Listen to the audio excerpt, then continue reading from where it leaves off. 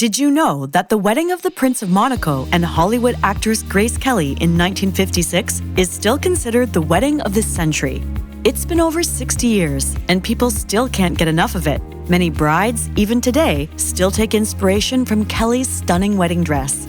But did you know that the bride broke a few royal traditions, and there were some reasons for her feeling slightly blue? It's fascinating stuff. Keep watching to learn more on the WOW channel.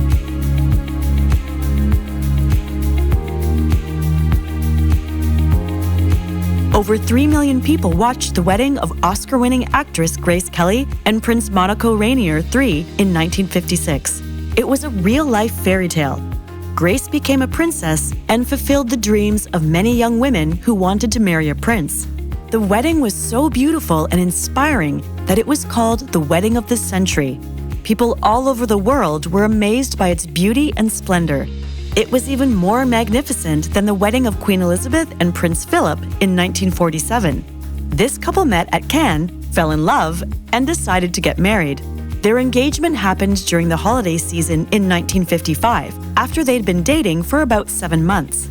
They announced this event at Kelly's family home in Philadelphia and even had a press conference at the Philadelphia Country Club. There were also some political reasons for this marriage. The actress's fame boosted Monaco as a destination for wealthy people. That is why the wedding was planned perfectly, and everyone who attended was left with a lasting impression. The civil ceremony happened in the stunning throne room of the palace on April 18, 1956. The bride looked beautiful in her light pink taffeta dress with champagne-colored lace. After the ceremony, Grace was given over 140 titles, which made her one of the most titled people in the world. It took 25 minutes to read all her titles. From that day on, everyone addressed her as Her Serene Highness. On the next day, the happy couple had a significant religious ceremony at St. Nicholas Cathedral in Monaco. It was a special day with about 700 guests, including famous people from the entertainment world and royalty. The bride looked absolutely gorgeous in her stunning white dress, which everyone's been talking about because it was so expensive. Can you believe that the Princess of Monaco's wedding dress was worth $65,200 in 1956, which is about $623,000 today? That makes it one of the priciest royal wedding gowns ever made. You can see the dress now as it's on display at the Philadelphia Museum of Art, where it's considered a true masterpiece. When Grace Kelly and Prince Rainier got engaged, there was a lot of buzz around who would design Kelly's wedding dress. Well, costume designer Helen Rose, who had worked with Kelly on 4 films in Hollywood before, was given the honor. Kelly's movie studio, MGM Studios, gifted her the stunning dress made of 125-year-old Brussels lace, taffeta, and thousands of hand-sewn pearls. It took 6 weeks to create the dress, with many working in the studio's wardrobe department. The end result was absolutely breathtaking and memorable. It was made by a talented team of 30 seamstresses in a studio using 300 yards of antique Belgian lace and 150 yards of silk, taffeta, and tulle. The dress had a bodice with an attached underbodice and skirt support, and came with 2 dresses, one which serves as a foundation. And that's not all. The wedding attire included a lovely headdress, veil, shoes, and a prayer book adorned with lace and pearls that the bride carries down the aisle. The bride opted for shoes with a 2.5-inch heel to avoid towering over the groom. Like Cinderella's famous glass slippers, the shoes were adorned with a beautiful embroidered pattern. The designer even added a personal touch to the shoes by engraving the bride's name on the left shoe and Prince Rainier III's name on the right. To top it off, a shiny copper penny was placed in the right heel for good luck. How charming! It's impressive how Grace Kelly looked like an actual princess during the ceremony, despite the fact that she did not wear a diamond tiara against some traditional royal practices. Instead, she wore a Juliet cap, adorned with pearls, lace, and a wreath of paper orange blossoms. She still looked majestic and regal, even without following the norm for brides of princes in the 20th century.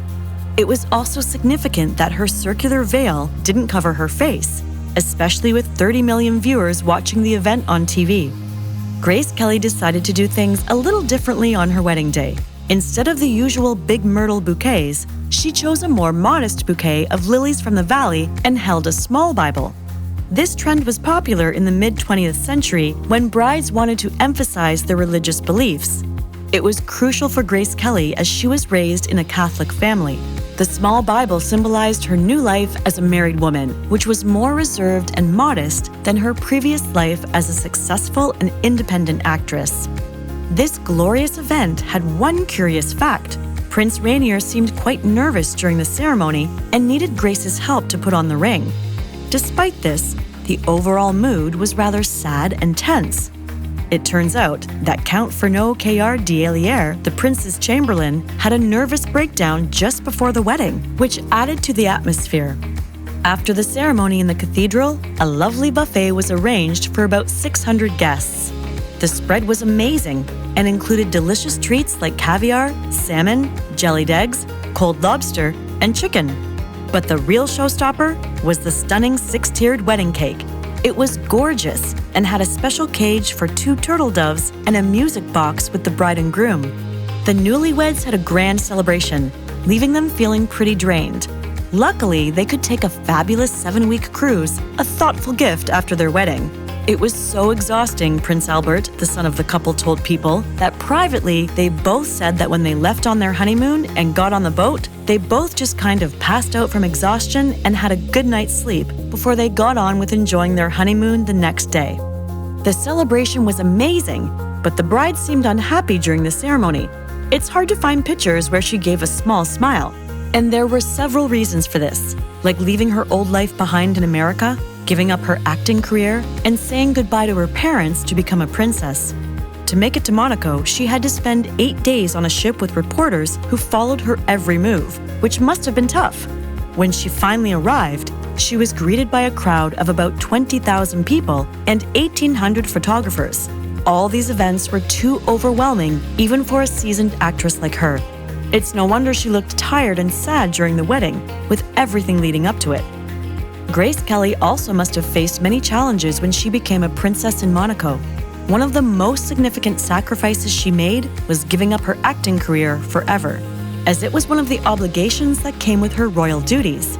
Although it may seem glamorous to marry a prince, it's a big responsibility that often requires giving up personal passions. And that was probably the main reason for her sadness. Have you ever had to give up something you love for someone else? Thanks for watching. Remember to share your thoughts with me. Click like and subscribe. See you next time.